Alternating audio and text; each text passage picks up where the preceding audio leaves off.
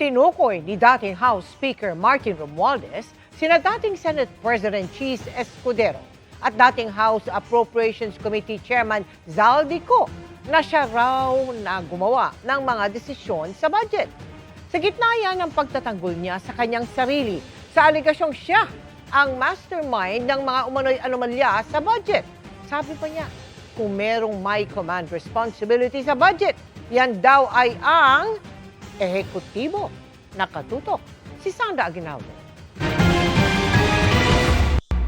To those who think they can throw me under the bus to save themselves, this is what I have to say to you. I am ready to defend my name. Palaban ang mga pahayag ni dating House Speaker Martin Romualdez sa inilabas niyang video message ngayong hapon. Git ni Romualdez, hindi siyang mastermind sa kontrobersya sa budget insertions at flood control projects na yumanig sa bansa nito mga nakalipas na buwan. How can I be the mastermind? I was the former Speaker of the House of Representatives, but the House of Representatives is only one part of the branch of government. It is a product of a constitutional chain involving the executive, the House, and the Senate. Kung siya raw ang mastermind, dapat daw ang distrito niya sa Tacloban ang pinaka nakinabang. Pero git niya, wala raw ni isang ghost project sa kanyang distrito. To prove this point, I'm authorizing my staff to share and release to the public the list of all the projects in my district that the authorities may deem attributable to me. Let the public scrutinize and verify for themselves.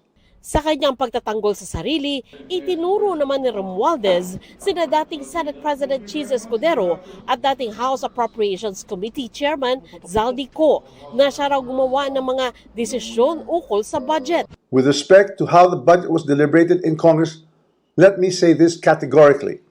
I was not a part of the BICAM and the small committee budget deliberations. Yes, I was updated on the general outcomes of the deliberations, but I had no visibility with regard to the specific details of the discussions, including particular amendments or insertions approved during these closed-door deliberations.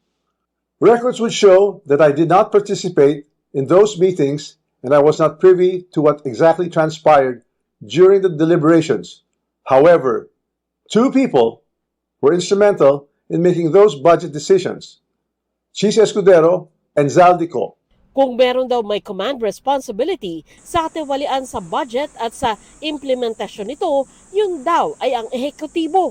If corruption were to occur in a magnitude made known to us over the past months, then it's clear that the real corruption does not happen at the level of the general legislative approval alone. It happens at the level of execution of the General Appropriations Act.